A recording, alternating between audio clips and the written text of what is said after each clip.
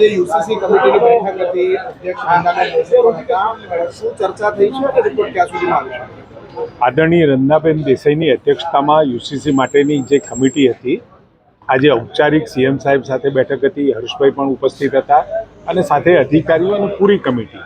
ઔપચારિક બેઠક હતી અને ઔપચારિક બેઠકની અંદર એની ચર્ચા થઈ અને ચર્ચા થયાના અંતે લગભગ એકાદ માસની અંદર અથવા તો એનાથી કદાચ થોડો ઘણો વધારે પ્લસ માઇનસ સમય થાય, પરંતુ એ સંપૂર્ણ રિપોર્ટ એ સીએમ સાહેબને સોંપશે.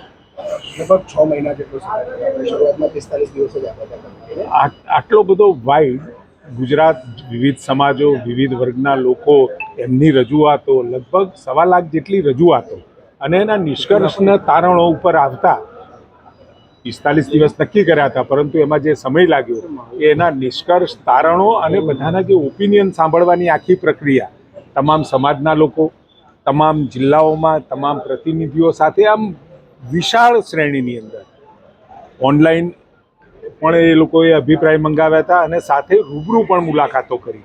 આ અભિપ્રાયો ને એના નિષ્કર્ષ ઉપર આવતા સ્વાભાવિક છે સમય લાગે, એટલે આમાં એ સમય લાગેલો છે. જો રિપોર્ટ સુપ્રત થઈ જાય તો એનું અમલીકરણ ગુજરાત સરકાર તરત જ કરશે, કારણ કે પાછળ રિપોર્ટ સોંપાયા પછી એ નક્કી થશે. 25 સુધીમાં થાય.